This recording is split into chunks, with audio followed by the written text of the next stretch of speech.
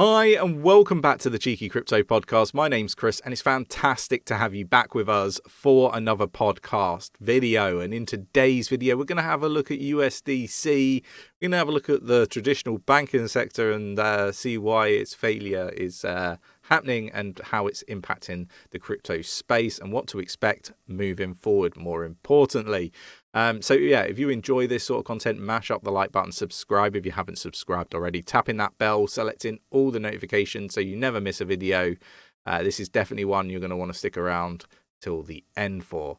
Okay, let's get down to the desktop.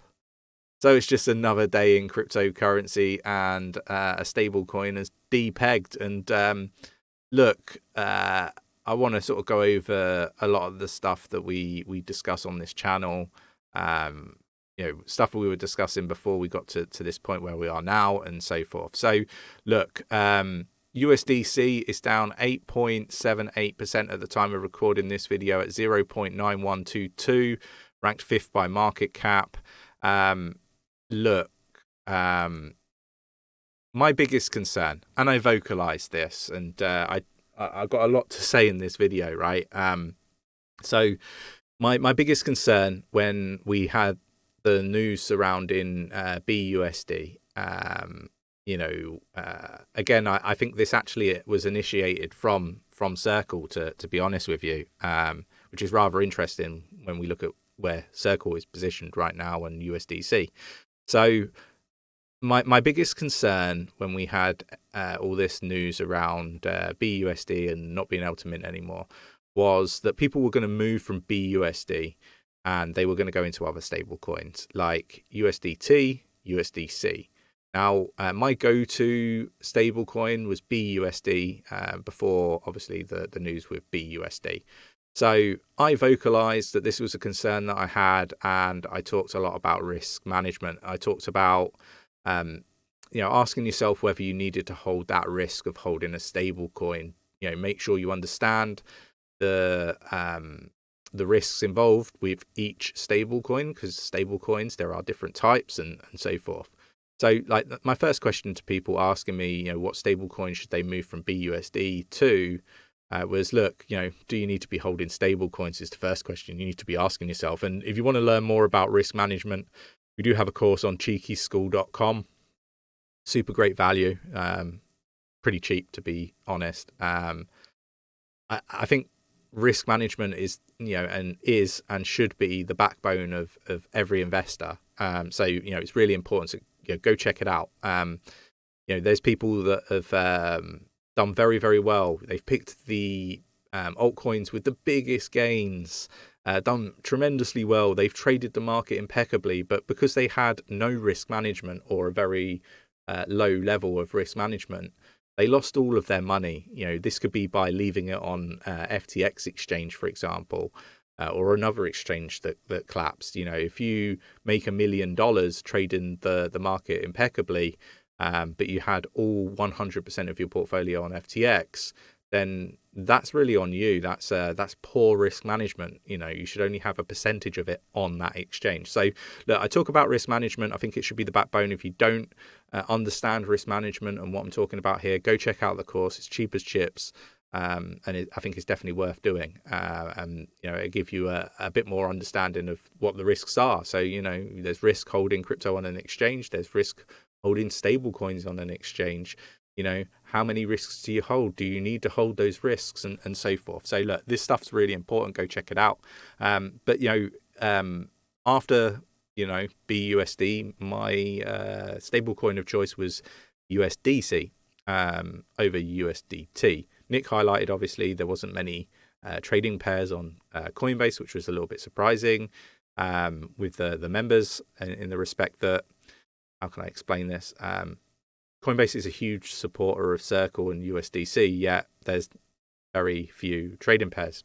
Bit confusing, really, right? Let us know your thoughts and opinions on that in the comments below.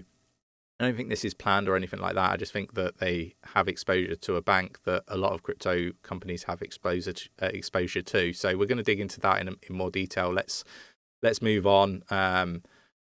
I've recorded this video once before. I messed it up because it's far too early. So let's just go to the original post I wanted to share, which was following the confirmation of at the end of the day that the wires initiated on Thursday to remove balances were not processed.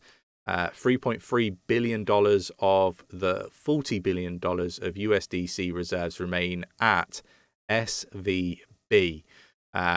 So look, they're basically working to protect USDC, but 3.3 billion of it is in SVB.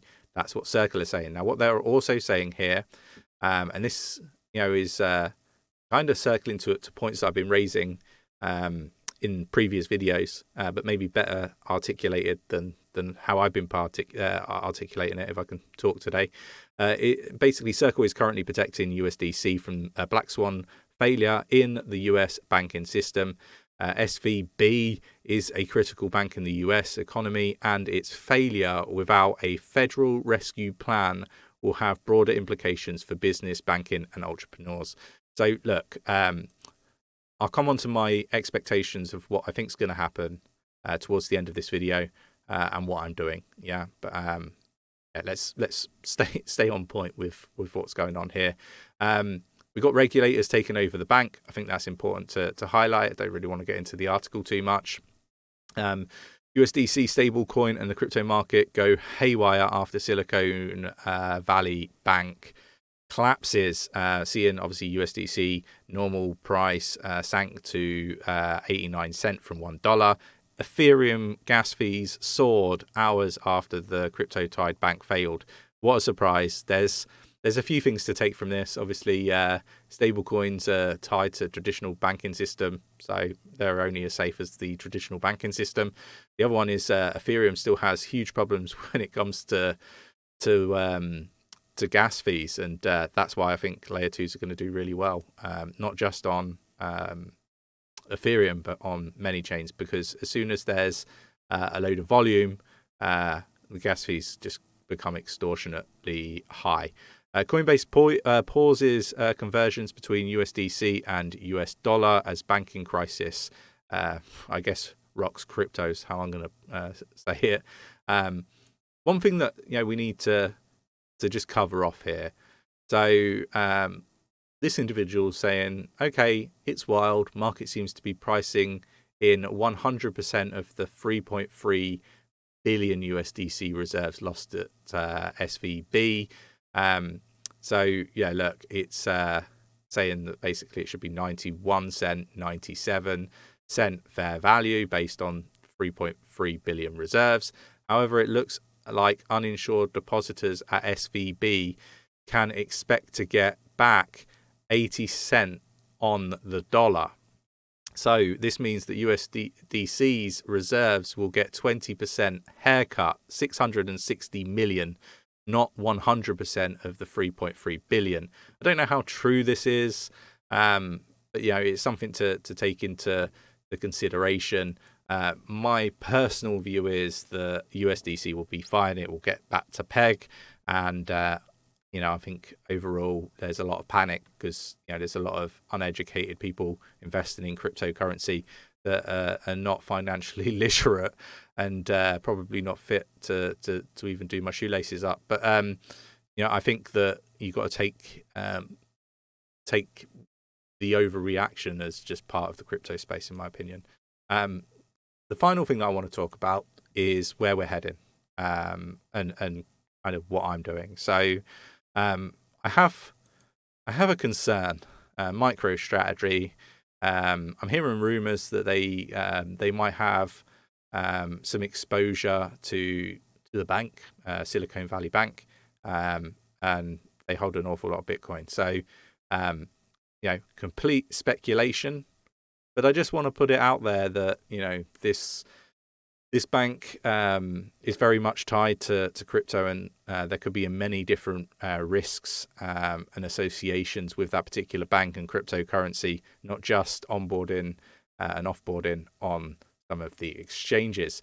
So look, I think we've been pretty much bang on when it comes to how we kind of expect this market to to play out.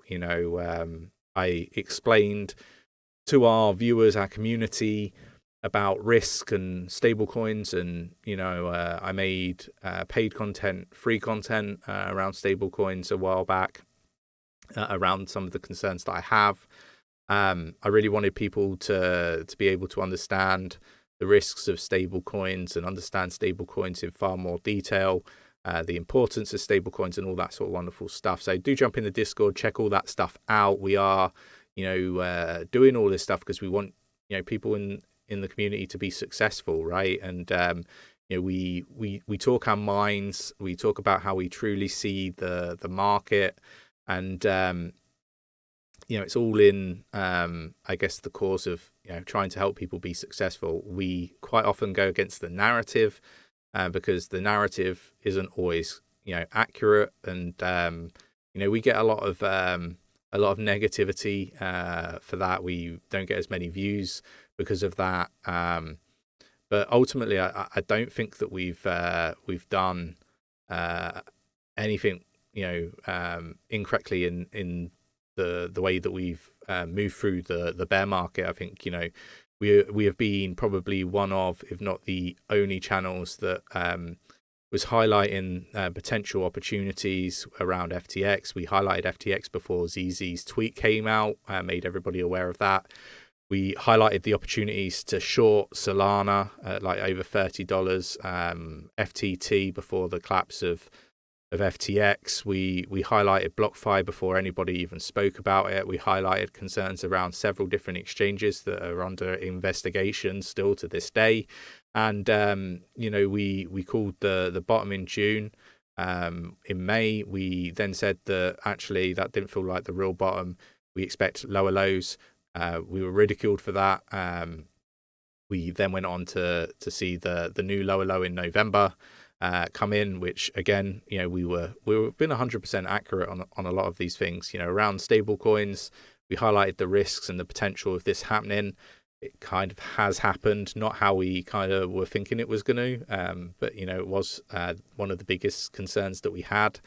And we've highlighted all of this stuff to try to keep people as safe in the space as possible. I hope people do appreciate what we're doing here. I hope people have benefited from what we've put out over the last few months. I see big influencers talking about how easy it is to predict the crypto market, and how they've been predicting it accurately for over six or so years, and just loads of BS. And just remember those people that said it was going to be different this time.